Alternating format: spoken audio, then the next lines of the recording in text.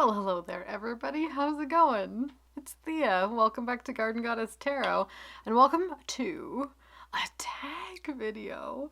It has been approximately 100 years since I've done a tarot tag specifically, and I thought with the presentation of this one, it just had to happen. I saw it and I'm like, that's fun. I need some fun and something quick and nice, and I absolutely love the idea of it. So that's what we're going to do today.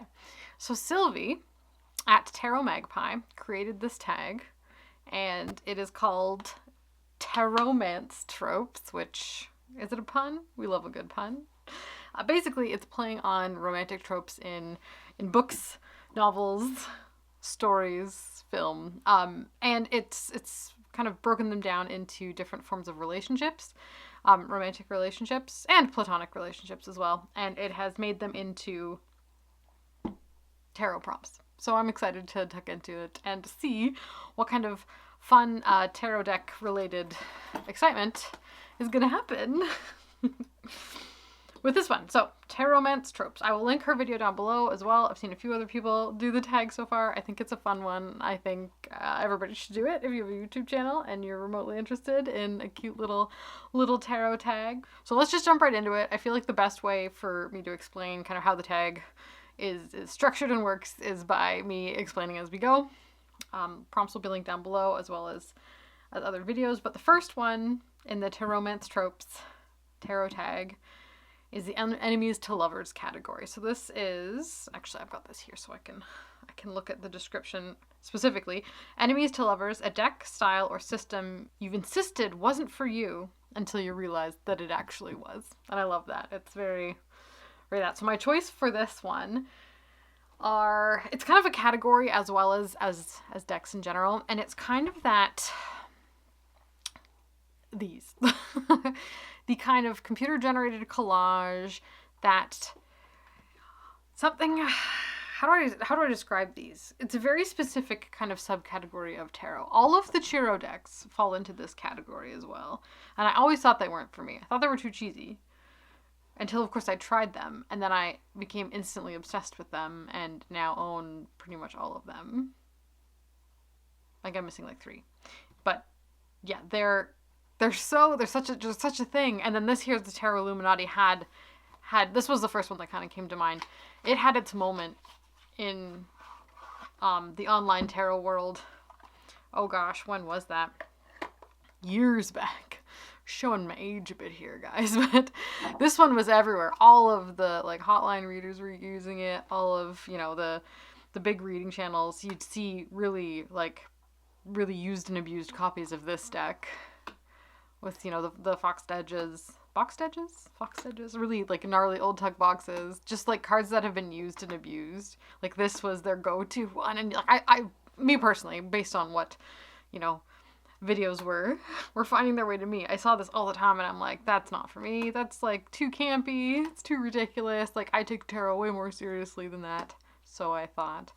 But then about a year or so ago, I think it was, I stuck my nose into that, the little corner of the tarot experience, the cheese, the camp, the almost performance of it all, the over dramatic whimsy, it's like, I thought it wasn't taking it seriously, but it kind of is. It's almost taking itself more seriously. But the kind of, the early digital collage aspect of the art, I was like, oh no, we can do better than that. But there's something really charming about it that I absolutely have totally fallen in love with. So, and the Tarot Illuminati specifically, it's peak. Something about the bright colors, the high contrast, the detail, the layering. I don't know, something about it. It's like a little corner of tarot history. This one, and I the longest time thought it wasn't for me. You know, it's too cheesy, too campy. But I feel like that layer of camp kind of still needs to be in tarot. It's part of its history of camp goes way back. So that one is one that I would have sworn that I never would have liked. But now It's such a good reader. Like, I understand why readers would gravitate towards decks like this, because they, like, both of these, the Unrequited Tarot and the Tarot Illuminati, in a reading for others setting, they read so well. This is actually probably like the least of Chiro's decks that kind of have this energy about them. I feel like this is his most refined one. It was one of my favorites, the Unrequited Tarot. This is a French edition, a gem, but it's, I don't know, the medieval kind of styling of it all is of a time, and I don't know. I fell hard, and they charm me off my feet. So, enemies to lovers. All of the Ciro Marchetti. I gotta say it right. All the Ciro Marchetti decks. Oh, love that death card. And the Tarot Illuminati and Tarot Apocalypses also falls into this category as well. And the thing is, they are deeper than they look. There's a lot more going on, especially in these ones, than you would think. So there's a lot to get out of them, but they also read on a surface level really well too. So anyway, that was my choice for the first prompt, and I want to keep this relatively swift, or else we'll be here all day. And as fun as that would be, I got places to see and people to do. Things to see and people to do. Okay, so that's question number 1. Let's get those out of the road. Question number 2, friends to lovers. And okay, this is the order she did them in her video, not in the list of the prompts, so I'm following suit and doing it that way. So the friends to lovers is defined as a deck you used to like well enough, and then one reading deepened or changed your relationship with it. So yeah, you were on like friendly terms, it was all right, everything was good, but then you started using it and it was over. You were in love. And for me, if anyone is in the member space and gets readings from me or watches the monthly readings, this will be no surprise. But this deck, the Inversion Tarot, this little tin guy, this little black and white Marseille style deck, has been, can we go? That's about as close as we can get. This has been rocking my socks. I use it all the time. Whenever I need a clarifier, this one seems to be the one that comes out. Matches absolutely everything. And I'm obsessed. I can't stop using it. I love it so much. And when I got it, I was like, oh, cute. Like a cute little handy tin deck. It's Marseille style. It's black and white, my favorite. Like, I thought it was just going to be like another deck on the shelf, You have those that, like, you knew you'd like it, but you didn't. Like, especially something like this. You wouldn't think it would dethrone some of the other really, really major decks, but it changed on me, man. I don't know what I'd do without it. I really don't.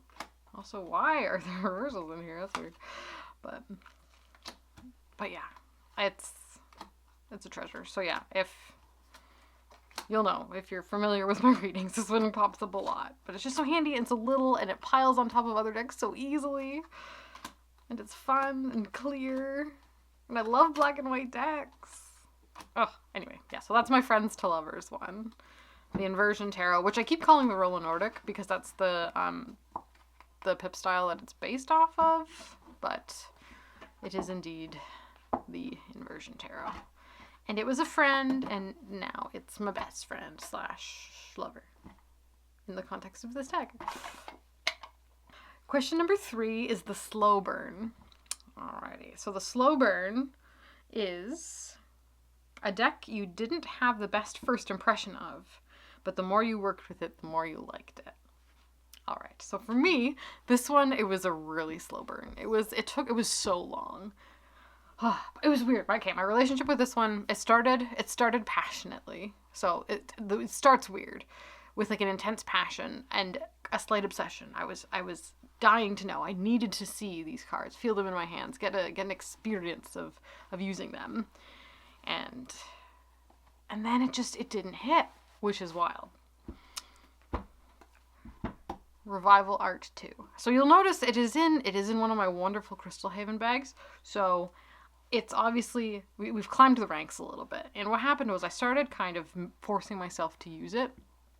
Kind of not push past, but like spend time with it and figure out how within the way I use cards it was going to really sing, instead of just being a beautiful art piece, which it is. Like, I spent so much time like fussing between the Revival Art 1 and Revival Art 2 and picking which one I felt had the best representations of the cards. And of all of the kind of art compilation decks that are around, I still feel like this one is going to be the one that's for me, other than like Hellenics over there, but that's an Oracle deck, it doesn't really count. But tarot-wise specific, like there's a bunch of new ones that have come out now, and then there's the classics like 1 and 2 of this, and the beautiful Rebellion Tarot, and there's a John Waterhouse Oracle and stuff. I still feel like this one is going to be like, when I want that kind of energy, this fills that for me. This is good. It kind of satisfies my need for that type of deck, which is nice. Puts a stopper on that particular category's drip. But it took me a while to get there, because the way I read tarot at that time, this is pretty early in my tarot journey as well, I hadn't quite loosened up enough to let the cards speak more, as opposed to let tarot speak through the cards. So I was fighting it a little bit. Not all of them. Some of them are really great and really wonderful, portrayals of that energy, but they're limited as well, because they are paintings that weren't created with the intent of tarot. They're retrofit after. But I've come to really appreciate that kind of aspect of the art matching process, and let whatever message that is come in as the main message, as opposed to maybe more traditionally how you would read a Rider-Waite-Smith card. And I've really learned I love this Dove card. It's so good. But I really learned to be able to use that kind of energy in a reading sense, as opposed to, just trying to read it more rigidly to the Golden Dawn meanings. Kind of relaxed into the reading process with decks like this. And it has allowed for, very unique and a different atmosphere of readings to kind of come out of it, I guess. One could say. Maybe. But it took me a while to get there. I had to make a point to use this for a good amount of time and practice with it before I really found my my love and relationship with it. And it feels really comfortable, and it feels like home now for me as well. So this one, I like that one. Is a good one. Oh, some god art there. Look at that. That's what it looks like. Oh, I love it. So yeah, this is a good one for me.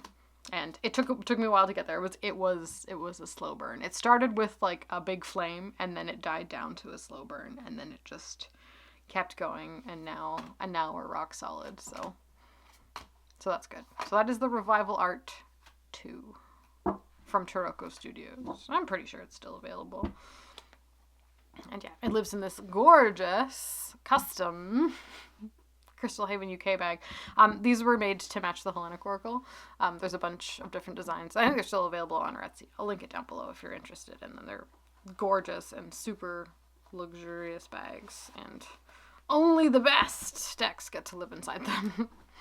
So this one's got Hemera on it, the goddess of the day.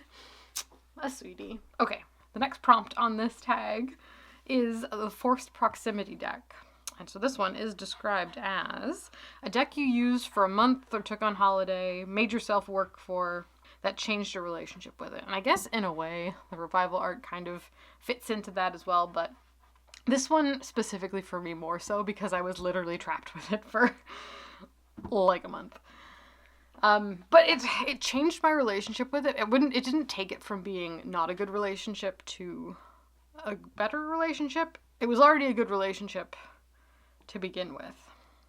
And then when I was trapped with it for this extended period of time, in a place where I couldn't even get another tarot deck if I wanted, it became like a lifeline for me. It became an extension of my own hands at this point. I'm sure some of you may know which one I'm about to talk about. But it's this one. This is the Ritual Tarot by Tira May. Ooh, spooky. This one has a lot of... It's had things said about it in all manner of ways, but this is one of my absolutely favorite core decks, and it'll always be, for a myriad of reasons. And where it was that I was trapped with this, I was in Greece. I was on an island in Greece, and it was a perfect place for this deck. and I wouldn't have had it any other way. Like this had to have been there with me by my side. Doing my own personal readings. I didn't read for anybody else with this, and I rarely read for other people with this one. This one is mostly a for me deck. And it feels so right. And the reason it's so important to me, not only having been through what I went through while I was on my trip, it was, a companion. I don't want to say crutch because that makes it sound bad, but it was a lifeline, I guess. It's a better word for it in various situations. And it was, when you're alone and afraid for various reasons, it's nice to have something, and this was there for me. The world card. For during that time, and it, I love it for that. And it's bonded. The only way to describe it is I'm bonded to it. It is bonded to me, and I can't make that relationship with another deck happen again, and I really wouldn't want it any other way with this one. And that being said, other people's experience with this deck is also not going to reflect what I've been through with it. I think everybody experiences every one of their decks differently based on their past, their history, their context, what, symbolic threads of their own life stand out. And that's probably why certain decks resonate with us and why others don't. And it's a very personal and a very internal experience. So kind of going off what other people's, solely going off what other people think and feel is kind of has the potential to lead one astray. But we love hearing about it though. So that's half the fun. But yeah, it's really about our internal experience, past, present, and future, and how we work with the decks and where they go with us and the places they accompany us through that, really, really make or break our relationships with decks. And this one kind of is filling this particular space with me. And when I say I am so excited about her new Oracle deck that's coming out, I'm like, it's kind of morphed and changed into a variety of things since the inception of the idea of the Oracle. I think it was originally going to be called the Mythos Oracle, but now it's Sybil's Chthonic Oracle. And I'm really excited to give it a try. and see how I feel, if it's the kind of thing that's going to want to be in the same family as the Ritual Tarot, or it's going to be its own complete different thing. So I think our Kickstarter's launching soon. Keep an eye on our Instagram, I guess. But yeah, no, forever and always the Ritual Tarot is going to be there for me, and I will keep it close to my heart for that reason. So this one here is the Forced Proximity deck, I guess, due to its forced proximity to me and my practice during that time in that place. We've bonded. I love it so much. Where's my boy? He hasn't come up yet. Where's Poseidon? There he is. Lovely. Okay, cool. Okay, number 5. Oh gosh, guys, we're only halfway through. Oh no. Okay.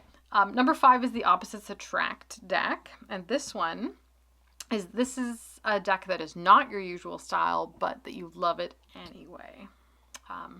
What did I pick for this one? This. Okay, it's kind of a pairing, but it's specifically mostly just one. So the main one that I picked that's kind of the Opposites Attract deck that I have no business being interested in is this little guy here. This is the Messages from the Light meditation deck. It is a little US Games deck from a bit ago. I don't know how old it is. The booklet is not in it, so we'll never know. By Joyce Huntington, and it's almost an affirmation deck, but it's really the guidebook doesn't give you much of anything. It's just a very gentle and very straightforward keyword. And I, again, have no business liking this so much, but I do. It's a great end of the reading wrap up kind of card when it comes to bigger, more readings that really dig in, readings that you're scooping out parts of your insides, and then once it's like an aftercare deck. Does that sound right? It's an aftercare deck. Once you've been through it, once you've had an intense card experience, pulling a card like this on top of it is just really nice. So I really kind of like it for that. But also the main reason I picked it up, let me just is because I saw a picture of it with this deck. This is the Roots of Asia Tarot. It's a French deck. It's also no longer in print. It's from 2001. It's an old AGM one. Best cardstock ever.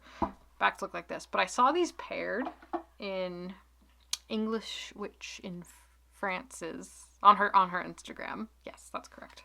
Always miss up her name. I'm sorry, but I saw them paired in it was a beautiful image. Of course, she was like, I don't know if she's on vacation or she lives along the coast in either France or Italy, and the Mediterranean was in the background, and it was just the way the sun was hitting the cards. I was like, that's a pairing that needs to happen for me. It just felt so right. So, I had to give them a go together, and I really like this deck anyway. It's fantastic, but just mixed with this as the Oracle, it started to sing, and it's weird. It's so not would have ever been my style, but I really dig it. Beautiful. That moon card. Queen of Wands and possibilities. Like it's really easy to read these three together. Got strength, protection, and judgment. That's saying things. Of course it says things. That's what tarot does. It says things. And we read what it says. But it's just really easy to get the message from these. Yeah, the Star, Opportunity, and the Ace of Wands. Yeah. I really like this. So this one is one that has no business being a deck that I like, but I really, really enjoy it. It's really good. Like a hug deck, I guess, but it's like a practical hug deck. It's not one that I only ever use as like single card pulls before bed or something. I like to mix it in with tarot and use it on its own with the tarot intentionally, or use it as the like aftercare kind of closure to a more intense card reading experience, so to speak. Page of Cups, Dream Work, Seven of Wands. They are telling a story. The Hanged Man with Renewal, and the Ace of Pentacles.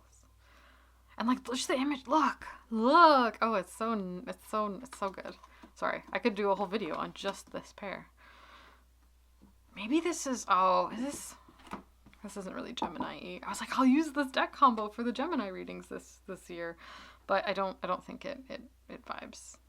Maybe we'll have to wait till next Pisces season or something. or maybe Cancer, maybe June. It might work for Cancer. Let me know what you think. Anywho, that's this one. So that is the Messages from the Light Meditation deck. Pretty sure it's still available if you were interested in it, but it's, yeah, one that I never would have thought I would be into.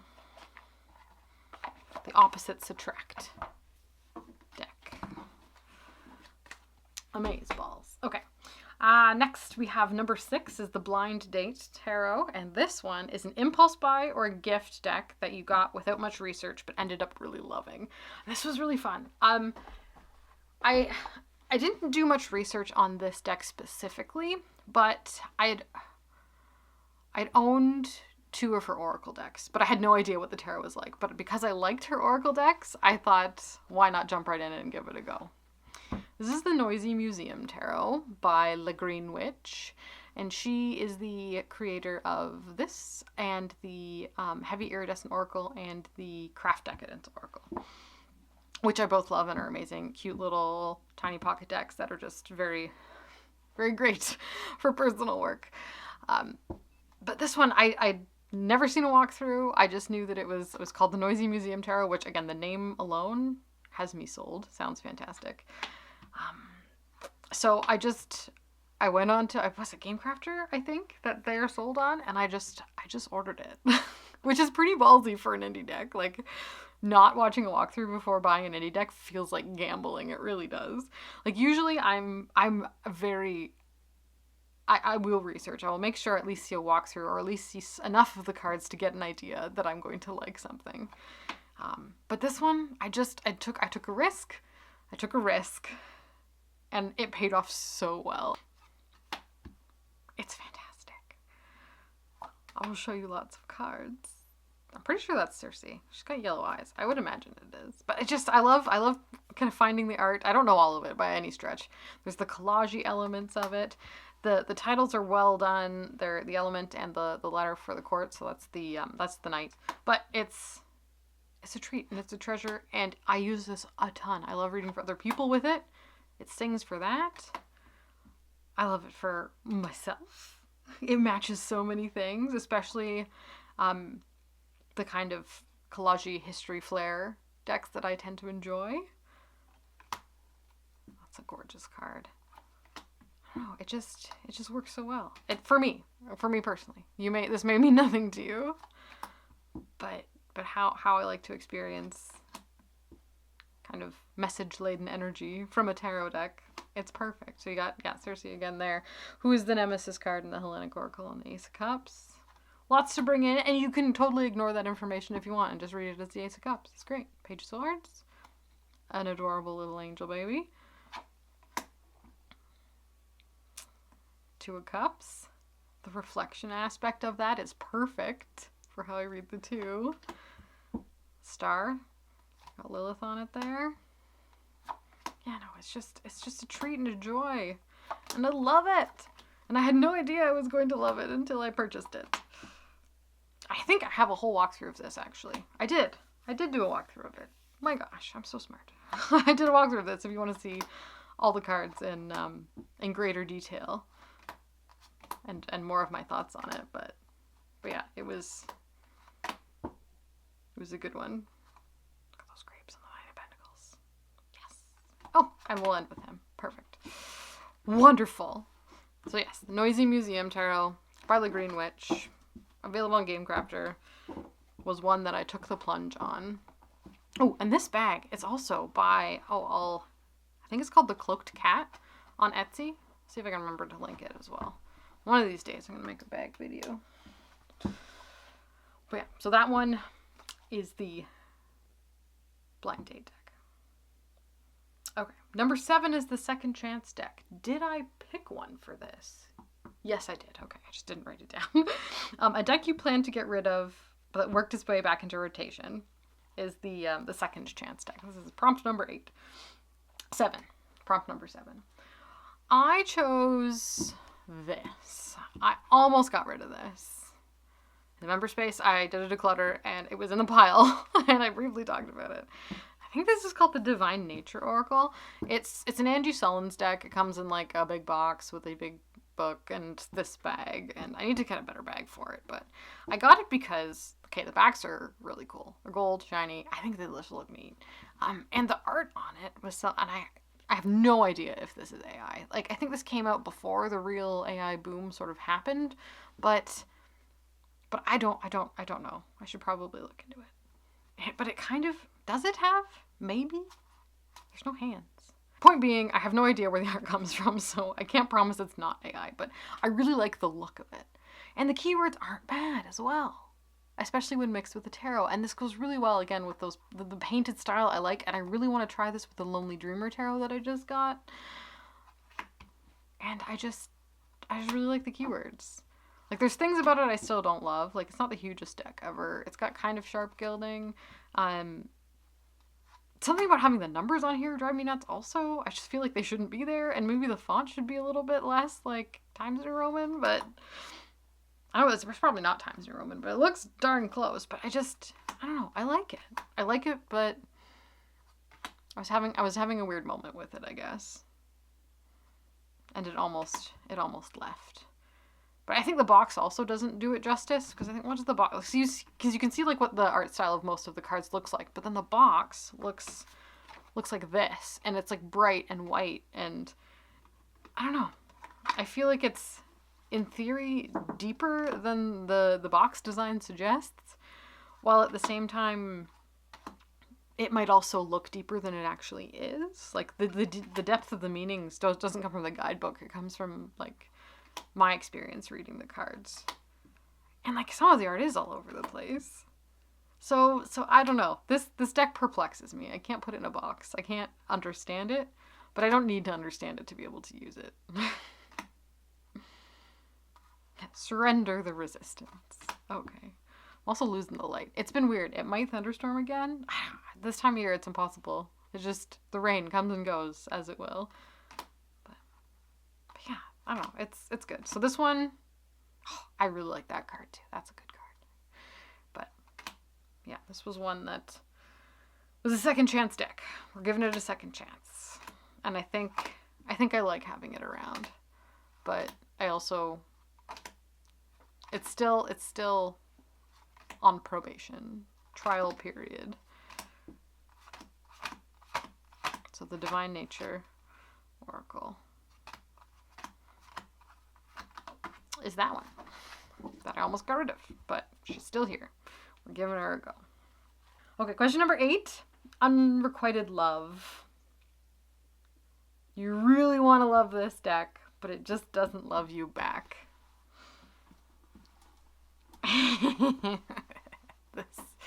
this, and you can kind of tell how much I have been ignoring this deck because it's still in its box. Usually I do not leave decks in their big boxes. I don't like it. It feels like the deck is trapped in a box and I want to free it. But this one I had such a weird experience with when I was going through it, and I think it might have had to do with my expectations. But man, did I wanted to like this. Look at those backs. Isn't that gorgeous? Beautiful linen cardstock, gold edges, like what's not to love? But I feel like, I don't know, the art's a bit murky, and it's harder to see in real life. It's even brighter and clearer in the camera. It's a little bit like deeper and murkier and muddier in real life. But it's not so much the art style, because I liked it. I could get on with the art style. I think it was just the general lack of the feeling of tarot about these cards. It's like it was missing the symbolic connection and the je ne sais quoi that makes tarot, you know? Experience and knowledge, and maybe the art style didn't stand out enough to, you know, get me past that. I don't know. I just does that feel like the Eight of Wands? They're too wibbly and wishy-washy. Eight of Wands are supposed to be like, I don't know. I think it could be just once I started to dislike it, I started to see and find more flaws in it. Myself, this one really, really threw me, because what's she doing with the plant? It's the Three of Pentacles. She's by herself holding a plant.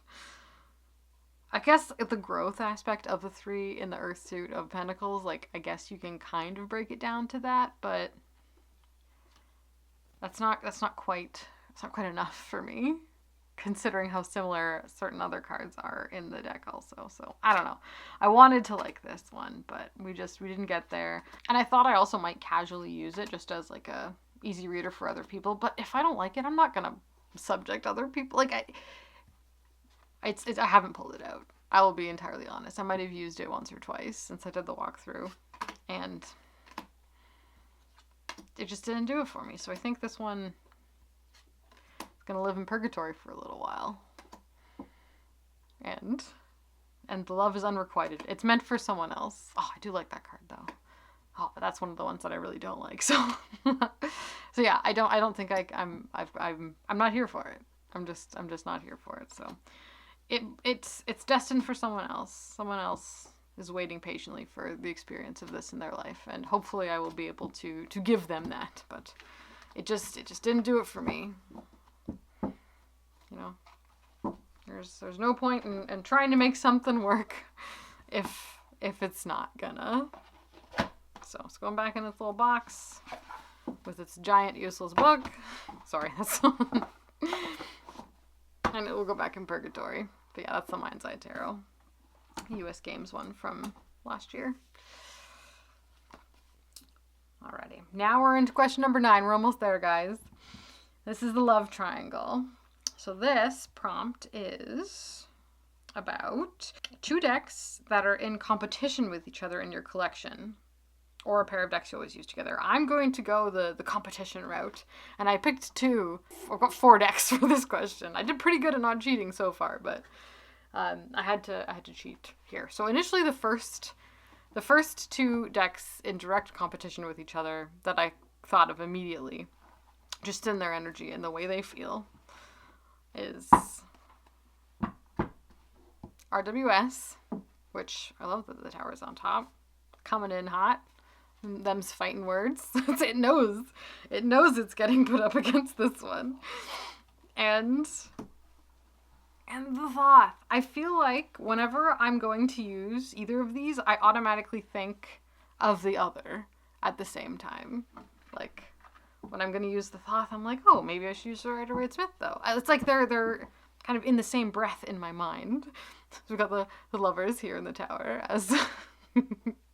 let's see. Let's head to head. Let's see how they do against each other.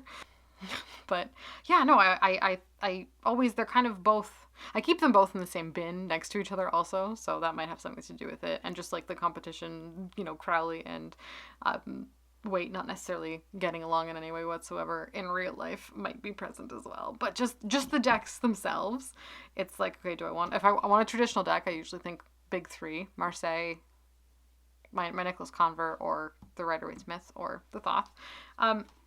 And I don't feel like the Marseille participates in this competition because it's not doing its own thing. It's off in its own little world, you know, living its best life. These are both the Hangman. Interesting. Ooh. I feel like these like fight with each other. And we got Valor, 7 of Wands with the 5 of Wands. I don't know. They fight with each other, and I don't know who I usually pick. Sometimes I'll go with the Thoth, sometimes I'll go with the Rider-Waite-Smith. Probably more the Rider-Waite-Smith wins, just because I'm a RWS girly at heart. Ace of Pentacles, Prince of Discs. High Priestess of the Tower. I don't know. It's funny. But yeah, I feel like they fight with each other. It happened again, guys. See? Do you see? Our little thievery, our deceptive, ambiguous trickery fella with Gain. Maybe I should pair them together. Maybe this is a lesson in, maybe I should give these a go together. Because I do use reversals in this one. Thoth I don't like reversals in, oddly enough.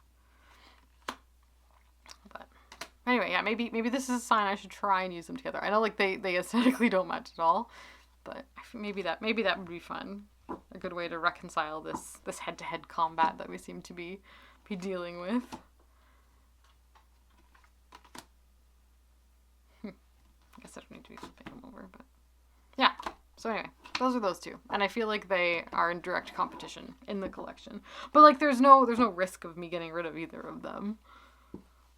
But it's just they feel like they fight. They're like you have children, right? And then they have two that just fight for no reason all the time. That's these two.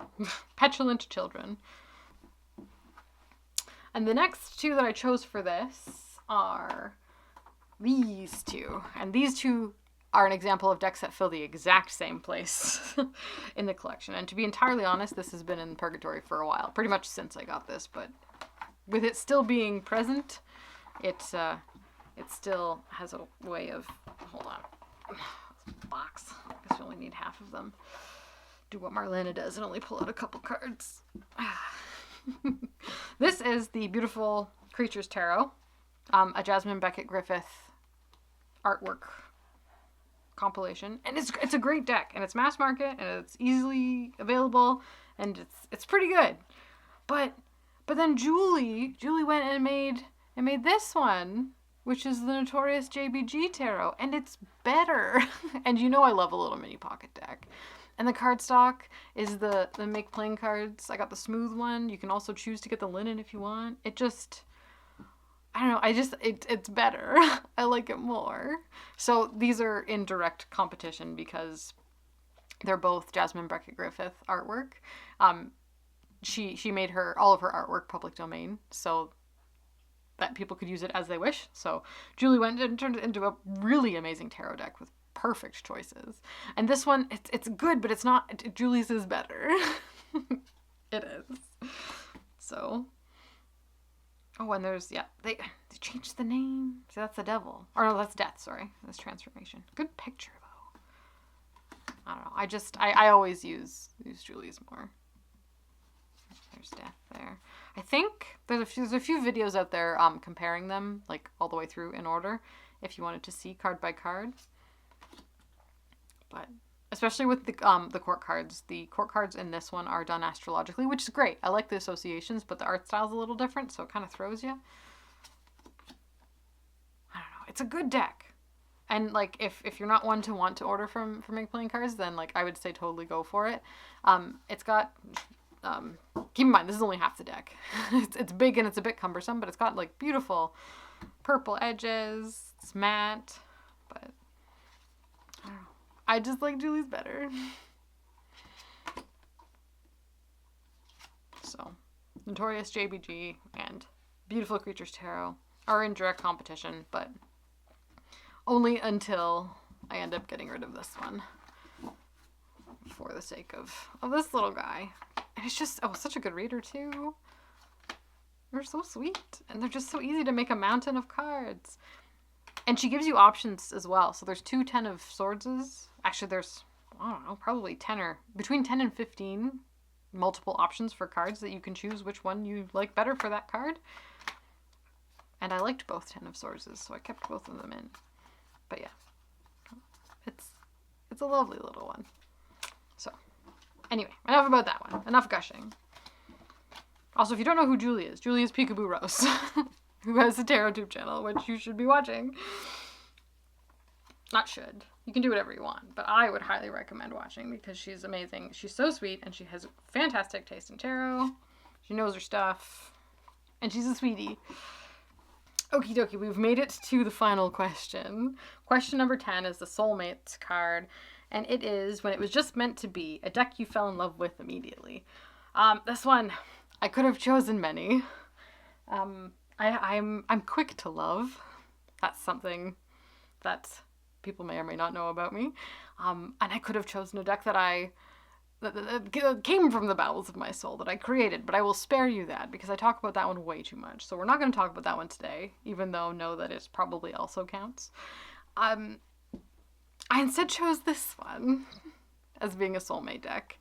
And it was love at first sight. It was truly deep love at first read of the guidebook.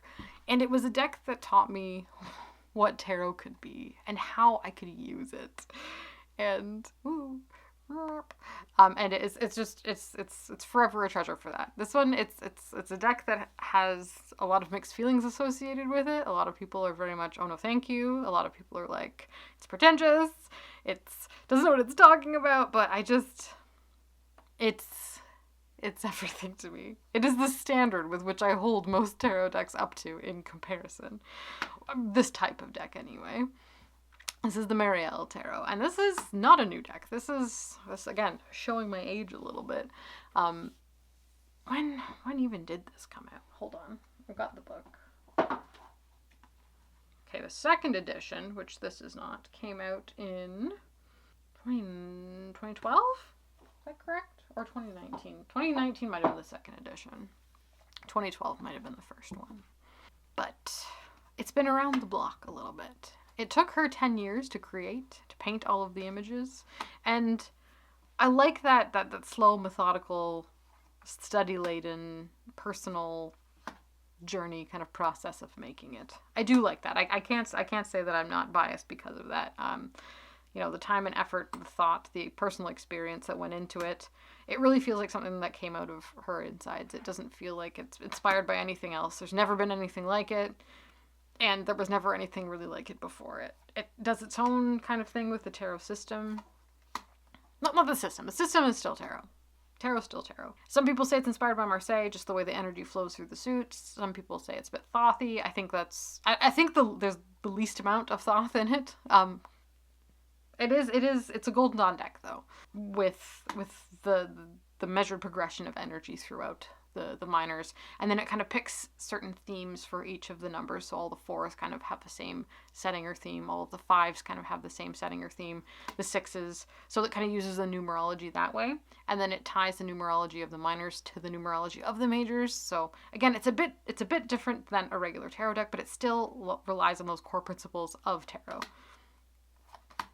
And I just like it so much, and it's such it's just such a good reader, and it gives me the type of readings I want to have. It lets me think about the things, my place in the universe, meaning and purpose, and just, you know, the what, the why, and the who.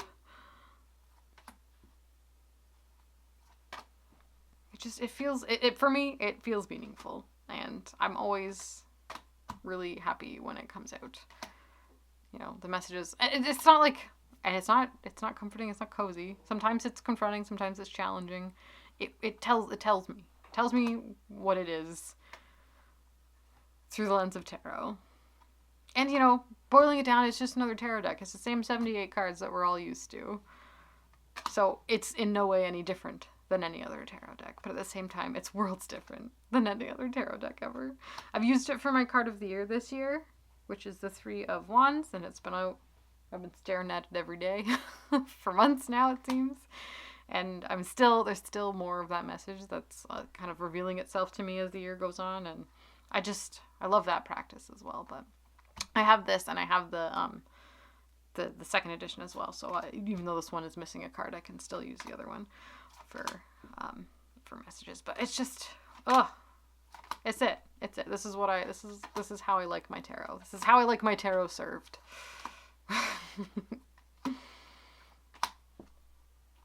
I love that card. Ooh, I love it. Okay. Yeah. And the aces are so good. You know, the what was the word? Syncretism. The spiritual syncretism across the board that this deck really has. But and it involves you in the process. It's not something happening to you, it's happening through you. And it's my fave. And I don't use it for other people very often ever either, so yeah, that's the Marielle. I had to bring it up. And I feel like it's been a while since I've heard anybody talk about it. And it needed another moment to shine. So if you haven't given it a go, give it a go. Make sure you read the guidebook. It is not, and I mean read the guidebook, not just like read one, like the card meaning of the card you pulled. That book is best read front to back with the deck in your hand going through. And that's how I did it. And that's what really solidified the love at first sight for me. I read that guidebook front to back with the deck in my hand. I was listening to certain music as well. And it was just, my ears were ringing for like a week after the experience. Like it was like something about working with it changed the way I saw and see tarot. And I'm forever grateful for that. So that's my Soulmate deck. The Marielle. Oh, I'm such a dweeb. But yeah, there we have it. That is the Tarotmance Tropes tarot tag by Sylvie at Tarot Magpie. Thank you for creating this. This has been so much fun. I will admit it was a lot harder to pick decks for some of these prompts than I originally thought. I had a really hard time with that second chance deck because usually I don't give decks a second chance. Like if I don't like them, they're out, they're gone. We're very cutthroat around here. Like very few second chances, but so that one was tough. And I also had a hard time with the enemies to lovers one because I was kind of the slow burn. I was like, I had to really like separate the difference between those two, but it was really fun and I had a really great time. So thank you, Sylvie, so much for making this tag. So if you haven't seen her video, go watch it. I'll link it down below. It's so fun. I think Chris has got one too, and Chanel from Chanel Days. So, and hopefully there will be so many more and we can watch everybody's Tarotmance Tropes decks. But I love it. It was a good day to do a tarot tag. So yeah. So thanks so much for being here. I really appreciate it, guys. Have the best week. Have a fun time. Enjoy being alive and all that jazz. And I'll see all you fine people in my next video. Ciao.